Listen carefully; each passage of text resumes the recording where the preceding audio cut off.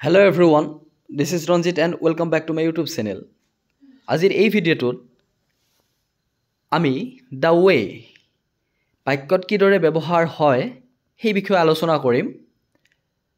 যে উদাহৰণত দেখুৱাৰ ধৰণে যে তাই যি ধৰণে খোজ কাঢ়ে মই ভাল নাপাওঁ, এনেকুৱা ধৰণৰ বাক্যবিলাকত the way ব্যৱহাৰ হয় আৰু কি ধৰণে ব্যৱহাৰ হয়।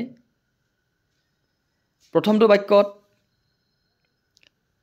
যে I don't like the way she walks.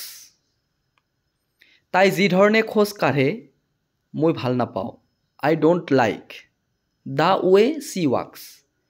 যি ধৰণে তাই খোজ কাঢ়ে, the way she walks.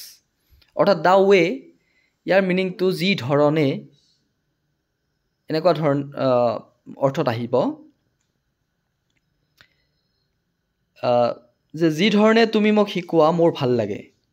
So I like the way you teach me. যি ধৰণে তুমি শিকোৱা, the way you teach me. So সম্পূৰ্ণ বাক্যটো I like the way you teach me. So আন এটা উদাহৰণ তলত যি ধৰণে তুমি কাম কৰা হেয়া অনন্য।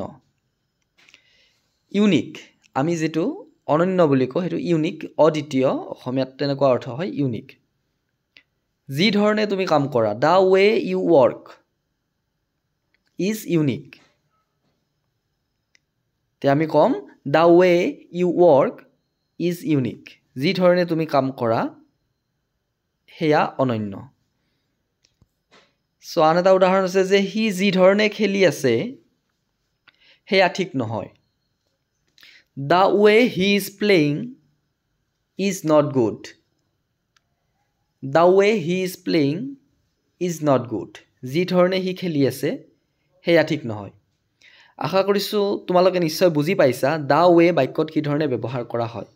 যে যি ধৰণে হি কথা পাতে শুনি ভাল লাগে, এনেকুৱা ধৰণৰ ব্যৱহাৰ হ'ব। So that's it for today. So যিসকল নতুন চেনেলটো সাবস্ক্ৰাইব কৰিবা আৰু ভিডিঅ'টো লাইক কৰিবা।